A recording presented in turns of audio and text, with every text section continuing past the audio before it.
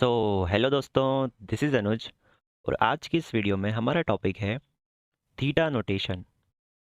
तो इससे previous video में हमने देखा है बिग ओ नोटेशन के बारे में एंड बिग ओमेगा नोटेशन के बारे में।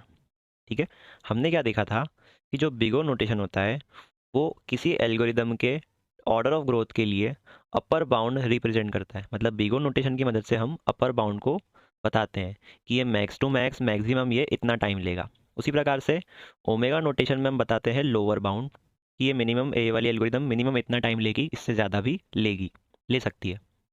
ठीक है, तो उसी प्रकार से अगर हम इन दोनों को मिक्स कर दें तो हमारे पास आता है थीटा नोटेशन। ठीक है, थीटा नोटेशन क्या होता है? जैसे बिग ओ नोटेशन में हमने एक कंडीशन पढ़ी थी, जैसे हमने ओमेगा नोटेशन में एक कंडीशन पढ़ी थी। अगर हम उन दोनों कंडीशन को मिक्स कर दें, ठीक है, तो हमारे पास जो दोनों को मिक्स करके जो हमारे पास चीज़ आती है उसको हम बोलते हैं थीटा नोटेशन। अब इसकी मैथमेटिकल डेफिनेशन देखते हैं और आपको और क्लियरली समझ में आ जाएगा। फंक्शन एफ एन को मैं बोलूँगा theta of g n if and only if there exist positive constant c one c two and n naught such that 0 is less than equals to c1 dot gn is less than equals to fn is less than equals to c2 dot gn। तो यहाँ पे हो क्या रहा है, जो fn है वो c1 डॉट gn से हमेशा बड़ा आ रहा है और c2 डॉट gn से हमेशा छोटा आ रहा है। ठीक है, ग्राफ में भी आप देख सकते हो जो मेरा fn फंक्शन है, c1 डॉट gn जो है, जो कि n है, जिसकी वैल्यू जो है वो n है, ये fn जो है इस वाले फंक्शन से हमेशा बड़ा आ रहा है और c2 डॉट gn जो ये वाला फंक्शन है इससे हमेशा छोटा आ रहा है। तो ये वाला इसका लोअर बाउंड होगा और ये वाला इसका अपर बाउंड होगा। ठीक है, तो अगर मैं एफ एन को कुछ ऐसा रिप्रेजेंट कर पा रहा हूँ, एफ एन को मैं जी एन के फॉर्मेट में कुछ ऐसा रिप्रेजेंट कर पा रहा हूँ कि सी वन डॉट जी एन जो है, सी वन डॉट जी एन यानी कि ये वाला, ये हमेशा छोटा या बराबर आ रहा है एफ एन से, और सी टू डॉट जी एन वो हमेशा बड़ा या बराबर आ रहा है एफ एन से। तो ये वाला अपर बाउंड हो गया, ये वाला लोअर बाउंड हो गया। और अगर इन दोनों ही केसेस में जी एन मेरा सेम है, ठीक है, जी एन यहाँ पर भी वही होगा और जी एन यहाँ पर भी वही होगा, कांस्टेंट की वैल्यू बदल सकती है। तो अगर ये वाली कंडीशन फुलफिल हो जाती है तो फिर मैं क्या बोल सकता हूँ, मैं एफ एन को बोल सकता हूँ थीटा ऑफ जी एन।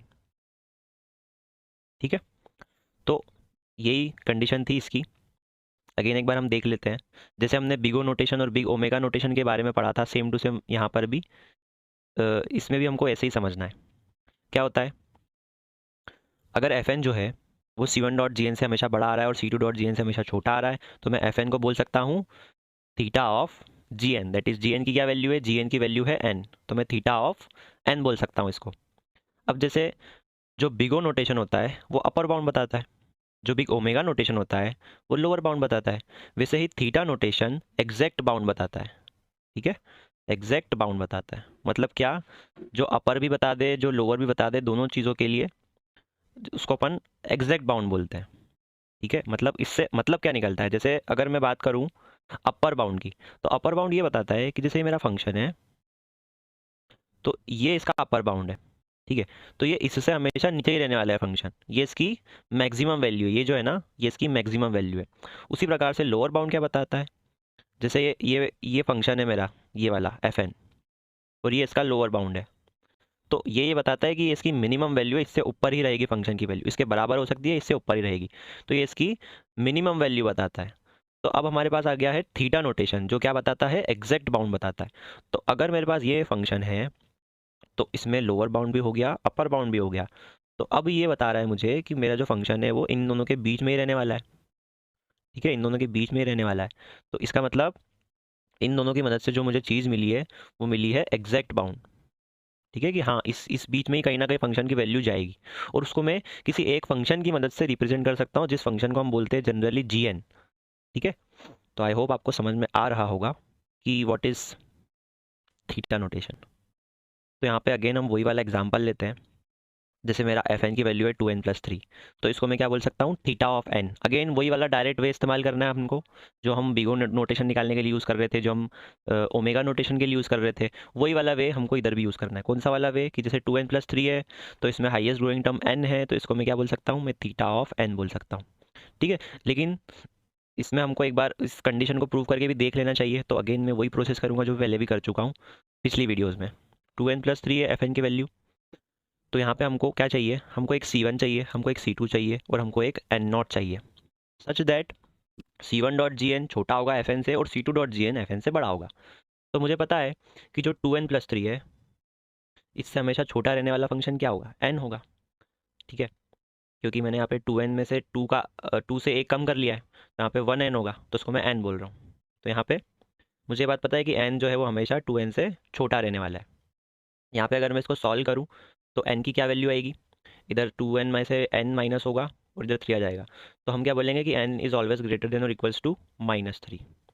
और अगर मैं चाहता हूँ कि एक ऐसा फंक्शन मिल जाए जो इससे हमेशा बड़ा हो, ठीक है, तो यहाँ पे मुझे 3 लेना पड़ेगा, क्योंकि यहाँ पे जो 2 का कोएफिशिएंट है उससे एक ज़्यादा लेते हैं, जैसा हमने बिगो नोटेशन में करा था। तो मैंने एक ज़्यादा ले लिया 3n, तो ये कंडीशन भी ट्रू होगी। कब ट्रू होगी, अब देखो इसको अगर मैं सॉल्व करता हूँ तो 3n में से 2n गया जब n ग्रेटर देन और इक्वल्स टू 3 से बड़ा हो। ठीक है, तो ये दो इंडिविजुअल कंडीशन है, अब मुझे इन दोनों को साइमल्टेनियसली ट्रू करवाना है। तो मैं क्या बोलूँगा, n जो है वो छोटा या बराबर होगा 2n+3 से, जो कि छोटा या बराबर होगा 3n से। ठीक है, अब इतना इतना वाला जो पार्ट है वो कब ट्रू है, इतना इतना वाला पार्ट ये इस वाले कंडीशन के लिए ट्रू है। और जो इतना इतना वाला पार्ट है, ये वाला जो पार्ट है, ये कब ट्रू है, n की वैल्यू 3 से बड़ी लेने पर। तो अगर मैं इन दोनों का कॉमन पार्ट निकालूंगा तो वो क्या आ गया, वो क्या आएगा, n is greater than equals to 3। तो ये जो ओवरऑल कंडीशन मेरी बनेगी इसमें क्या आएगा, ये कब ट्रू होगी, n इज़ ग्रेटर देन और इक्वल्स टू 3 के लिए। ठीक है, तो यहाँ पर मुझे C1 मिल चुका है 1, C2 मिल चुका है 3 और N0 मिल चुका है मुझे 3। तो ये जो है कंडीशन ट्रू हो गई। और Gn की वैल्यू क्या हो गई, यहाँ पे Gn की वैल्यू तो n ही है हमेशा से। तो अब मैं इस फंक्शन को किसको, Fn बराबर 2n+3 को मैं क्या बोल सकता हूँ, मैं बोल सकता हूँ इसको थीटा ऑफ n। साथ ही साथ मैं इसको बिग ऑफ n तो बोल ही रहा था और मैं इसको ओमेगा ऑफ n भी बोल ही रहा था।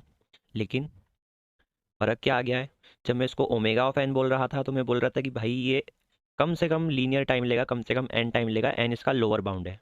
जब मैं बिग ऑफ n बोल रहा था तो मेरा ये मतलब था कि ये ज़्यादा से ज़्यादा n टाइम लेगा, मैक्स टू मैक्स ये n टाइम लेगा। ठीक है, उससे ज़्यादा ग्रो नहीं करेगा, ऐसा नहीं कि क्वाड्रेटिक की तरह ग्रो करेगा। ठीक है, तो ये इसका अपर बाउंड बता रहा था, ये लोअर बाउंड बता रहा था, ये अपर बाउंड बता रहा था। और जब मैं थीटा ऑफ n बोल रहा हूँ तो ये बता रहा है एग्जैक्ट बाउंड। ठीक है, एग्जैक्ट बाउंड बता रहा है। तो ये क्या बोल रहा है कि ये n की तरह ही ग्रो करेगा, यानी कि लीनियरली ही ग्रो करेगा, लीनियर से ज़्यादा आगे भी नहीं जाएगा, मतलब ज़्यादा फास्टली भी ग्रो नहीं करेगा लाइक क्वाड्रेटिक, और बिल्कुल कॉन्स्टेंटली भी ग्रो नहीं करेगा, एग्जैक्टली n जितना ही ग्रो करेगा ये। ठीक है, तो इन तीनों को डायरेक्ट वे से निकालने का तरीका तो सेम ही होता है कि कांस्टेंट को इग्नोर कर दो और जो हाईएस्ट ग्रोइंग टर्म है बस उसी को ले लो और फाइनली आप आंसर दे दो। लेकिन यहाँ पे आई होप मैंने आपको सारी बातें बता दी, अब आपको थोड़ा थोड़ा समझ में आने लगा होगा कि थीटा नोटेशन क्या होता है। तो ये मैंने आपको प्रूफ करके बता दिया इसका मैथमेटिकल वे। अगेन डायरेक्ट वे सभी का सेम होता है, डायरेक्ट वे थीटा नोटेशन हो, ओमेगा नोटेशन हो, बिगो नोटेशन हो, सबका सेम ही होता है। अब अपन कुछ इंपॉर्टेंट पॉइंट्स देख लेते हैं अबाउट थीटा नोटेशन। तो फर्स्ट पॉइंट क्या बोलता है, अगर एफ एन को मैं थीटा ऑफ जी एन बोल रहा हूँ तो फिर मैं एफ एन को बिग ऑफ जी एन भी बोल सकता हूँ, मैं एफ एन को big omega of g n भी बोल सकता हूँ। ठीक है, आई होप ये वाली बात आपको समझ में आ रही होगी, नहीं आ रही हो तो मैं समझाता हूँ। अगर मैं एफ एन को थीटा ऑफ जी एन बोल रहा हूँ, इसका क्या मतलब निकलता है, इसका ये मतलब निकलता है कि जो जी एन है वो एफ एन का एग्जैक्ट बाउंड है। अब एग्जैक्ट बाउंड क्या होता है, एग्जैक्ट बाउंड ऊपर भी हो सकता है नीचे भी हो सकता है और एग्जैक्ट उस फंक्शन के ऊपर भी हो सकता है, कुछ भी हो सकता है। लेकिन एग्जैक्ट बाउंड है मतलब एफ एन जो है वो इससे ज़्यादा भी ग्रो नहीं कर रहा है, इससे कम भी नहीं ग्रो कर रहा है, इसके आसपास ही कहीं है एफ एन। ठीक है, तो एफ एन जो है वो बिगो ऑफ जी एन भी हो सकता है, एफ एन जो है वो बिगो ओमेगा ऑफ जी एन भी हो सकता है। क्यों, क्योंकि जी एन जो है, मैंने क्या बोला कि जी एन ऊपर भी हो सकता है नीचे भी हो सकता है। अगर वो ऊपर हुआ तो क्या बोलेंगे, हम उसको बिग ऑफ जी एन बोल देंगे, अगर वो नीचे हुआ यानी कि लोअर बाउंड हुआ तो उसको हम ओमेगा ऑफ जी एन बोल देंगे। और इसका उल्टा भी ट्रू होता है। ठीक है, अगर जी एन ऊपर है तो मैं क्या बोलूँगा, जी एन अगर ऊपर है और एफ एन नीचे है, ठीक है, तो एफ एन के लिए जी एन क्या है, अपर बाउंड है, लेकिन जी एन के लिए एफ एन क्या है, लोअर बाउंड है। तो मैं जी एन को ओमेगा ऑफ एफ एन बोल सकता हूँ। और उसी प्रकार से अगर एफ एन के नीचे है जी एन तो जी एन के ऊपर एफ एन है और एफ एन उसका क्या हो गया, अपर बाउंड हो गया, तो मैं जी एन को बिगो ऑफ एफ एन बोल सकता हूँ। तो ये आई होप ये चारों बातें आपको समझ में आई होगी। उसके बाद अपन नेक्स्ट पॉइंट देखते हैं।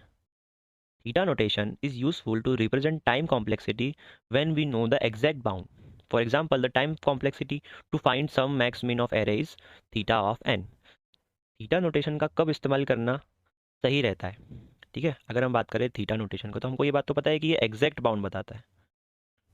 ठीक है, एग्जैक्ट बाउंड बताता है, लेकिन इसका कब इस्तेमाल करें?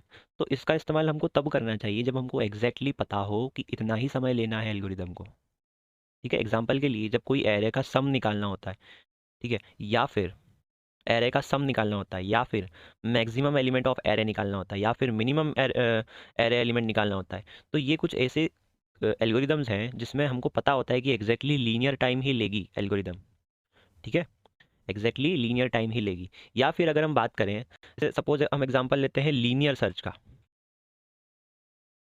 ठीक है, तो लीनियर सर्च में हमारे पास 3 केसेस होते हैं। एक तो बेस्ट केस होता है, एक वर्स्ट केस होता है, और एक एवरेज केस होता है। तो हमको पता है कि ये वर्स्ट केस में क्या करता है, ये लीनियर टाइम लेता है, लेकिन बेस्ट केस में ये कांस्टेंट टाइम लेता है। ठीक है, तो अगर मैं इसको बिग ओ नोटेशन में बताऊंगा तो मैं क्या बोल सकता हूँ कि ये बिग ओ ऑफ एन लेता है, क्योंकि मुझे पता है कि वर्स्ट केस में ज़्यादा से ज़्यादा बुरे से बुरी सिचुएशन में ज़्यादा से ज़्यादा समय कितना ले सकता है, ये बिग ओ ऑफ एन ले सकता है। लेकिन कम से कम कितना ले सकता है मुझे नहीं पता, क्योंकि ये जो रिप्रेजेंटेशन है ये बिग ओ नोटेशन है। ठीक है, ये बिग ओ नोटेशन है, ये प्रॉपर इन्फॉर्मेशन प्रोवाइड नहीं करती है। उसने बोल दिया कि मैक्सिमम इतना लेगा, मिनिमम हो सकता है इससे कम भी ले, आप गैस कर लो, आप देख लो अपने हिसाब से। ठीक है, लेकिन अगर मैंने बोला कि ये थीटा ऑफ एन टाइम लेता है, तो इसका मतलब कि ये एन ही टाइम लेता है, एग्जैक्टली एन टाइम ही लेता है, इससे ज़्यादा भी नहीं, इससे कम भी नहीं। तो अगर मुझे लीनियर सर्च की टाइम कॉम्प्लेक्सिटी को ज़्यादा अच्छे वे में अगर बताना हो, तो उसका एक तरीका ये होगा कि मैं ऐसा बोलूँगा कि बेस्ट केस में थीटा ऑफ वन टाइम लेता है, वर्स्ट केस में थीटा ऑफ एन टाइम लेता है, और एवरेज केस में भी ये थीटा ऑफ एन टाइम लेता है। ठीक है, ये क्या बता रहा है, ये चीज़ बता रहा है कि ये एग्जैक्ट टाइम बता रहा हूँ मैं। और अगर मुझे इन तीनों को ओवरऑल बताना हो, मिक्स करके बताना हो, तो मैं एक सिंपल सी बात बोल सकता हूँ कि ये big O of n time लेता है। ठीक है, अब इसका मतलब ये हो गया कि मैक्सिमम ये एन लेता है, मिनिमम ये कितना लेता है मुझे नहीं पता, क्योंकि बिग ओ नोटेशन सिर्फ मैक्सिमम चीज़ बता रहा है, अपर बाउंड बता रहा है, मिनिमम मुझे नहीं पता। लेकिन अगर थीटा में मैंने बताया है, तो थीटा का मतलब ये होता है कि एग्जैक्ट इतना ही लेगा, कम ज़्यादा का बात ही नहीं हो रही यहाँ पे, एग्जैक्टली इतना ही लेगा। तो आई होप आपको ये वाला पॉइंट समझ में आया होगा कि जो ओमेगा नोटेशन है ज़्यादा इन्फॉर्मेशन प्रोवाइड करता है। ठीक है, it's more informative than other notation. For example अगर हम क्विक सॉर्ट का एक भी एग्जाम्पल लें, तो इसकी बेस्ट केस टाइम कॉम्प्लेक्सिटी होती है theta of n log n, worst case time complexity होती है थीटा ऑफ एन स्क्वायर, और एवरेज केस होती है theta of n log n. तो यहाँ पे मैं थीटा नोटेशन का इस्तेमाल कर रहा हूँ, इसका मतलब मैं एग्जैक्ट बाउंड बता रहा हूँ कि ये एग्जैक्टली बेस्ट केस में इतना ही टाइम लेगा, वर्स्ट केस में इतना ही लेगा, और एवरेज में ये इतना ही लेगा। मैं चाहूँ तो इन तीनों को मिक्स करके ऐसा भी बोल सकता हूँ कि big O of N square लेता है। अब big O of N square क्या बोल रहा है कि ये जो है एक्सप्रेशन, ये मैक्सिमम इतना ही टाइम लेगा क्वाड्रेटिक, इससे ज़्यादा नहीं लेगा, लेकिन इससे कम कितना भी हो सकता है, इससे कम बेस्ट केस में हो सकता है वो लीनियर में काम कर दे, है ना, हो सकता है वो एन लॉग एन में काम कर दे। ये आपको देखना पड़ेगा, क्योंकि बिगो नोटेशन है। तो आई होप आपको ये वाली बातें समझ में आ गई होगी। तो इसको हम एक लाइन में क्या बोल सकते हैं, बिगो ऑफ एन स्क्वायर। अगर हमको अलग अलग सबकी बतानी है तो हम थीटा नोटेशन का इस्तेमाल कर सकते हैं, सो दैट हम exact bound, exact time taken by the algorithm को रिप्रेजेंट कर सकें। अब हम नेक्स्ट पॉइंट देखते हैं, थीटा ऑफ एन स्क्वायर की अगर हम बात करें, तो इसमें वो सारे फंक्शंस बिलोंग करेंगे, वो सारे ऑर्डर ऑफ ग्रोथ बिलोंग करेंगे जिनकी हाईएस्ट ग्रोइंग टर्म क्या है, एन स्क्वायर है। ठीक है, यहाँ पे मैंने जितनी भी चीज़ें लिखी, जैसे एन स्क्वायर बाय 4, इसमें highest growing term N square है। N square by 2 constant matter नहीं करते हैं, जैसे 2 एन स्क्वायर, इसमें highest growing term N square है, इसमें भी highest growing term N square है, इसमें भी highest growing term N square है। ठीक है, तो वो सारे फंक्शंस जिनकी highest growing term N square है, उसको मैं थीटा ऑफ एन स्क्वायर से बिलोंग करवाऊंगा। इसमें वो वाली चीज़ नहीं आएगी कि बिगो ऑफ एन स्क्वायर है, इसको मैं बिगो ऑफ एन क्यूब भी बोल सकता हूँ। ठीक है, इसको मैं ये भी बोल सकता हूँ, इसको मैं बिगो ऑफ एन की पावर 4 भी बोल सकता हूँ। ऐसा क्यों? क्योंकि ये बिगो नोटेशन था, इसमें क्या था, अपर बाउंड है, क्योंकि इसका अपर बाउंड ये भी है, इसका अपर बाउंड ये भी है, तो मैं ऐसा बोल सकता हूँ। लेकिन थीटा नोटेशन में ऐसा नहीं है। अगर थीटा ऑफ एन स्क्वायर है तो मैं इसको थीटा ऑफ एन स्क्वायर ही बोलूँगा, ऐसा नहीं करूँगा कि मैं थीटा ऑफ 1 भी बोल सकता हूँ, मैं थीटा ऑफ एन क्यूब भी बोल सकता हूँ। ये वाली सिस्टम इसमें लागू ही नहीं होता है, क्योंकि थीटा क्या बताता है, एग्जैक्ट बाउंड बताता है। ठीक है, so theta of n square covers all those function whose highest order term is n square। एक मेन पॉइंट जो मैं आपको बताना चाहता हूँ यहाँ पर, बिगो नोटेशन, बिग ओमेगा नोटेशन और बिग थीटा नोटेशन के बीच में एक इंपॉर्टेंट पॉइंट दे रखा है एज अ डिफरेंस, तो मैं आपको बताता हूँ। It is defined as upper bound and upper bound on algorithm is the most amount of time required, that is the worst case performance। मतलब बिग ओ नोटेशन की मदद से आप जनरली वर्स्ट केस वाला टाइम बता रहे होते हो किसी एल्गोरिदम का, कि ये बुरे से बुरे सिचुएशन में कितना ज़्यादा समय लेगी। ठीक है। बिग ओमेगा नोटेशन जो कि लोअर बाउंड बताता है, it is defined as lower bound and the lower bound on an algorithm is at least amount of time. ठीक है, ये क्या बताता है? Least amount of time, that is the most efficient way possible, in other words the best case. मतलब ये generally best case के लिए इस्तेमाल होता है। कौन सा? Omega notation. So big O notation जो है वो वर्स्ट केस टाइम कॉम्प्लेक्सिटी बताता है किसी एल्गोरिदम के बारे में, और big omega notation best case के लिए मतलब ज़्यादा रिकमेंडेड है। आपको बेस्ट केस बताने के लिए बिग ओमेगा का इस्तेमाल करना चाहिए, वर्स्ट केस बताने के लिए बिगो का इस्तेमाल करना चाहिए। और आपको अगर एग्जैक्ट बाउंड बताना है या फिर आपको एवरेज केस बताना है तो उसके लिए आप बिग थीटा का इस्तेमाल कर सकते हो। तो आई होप आपको ये सारी बातें समझ में आई होगी।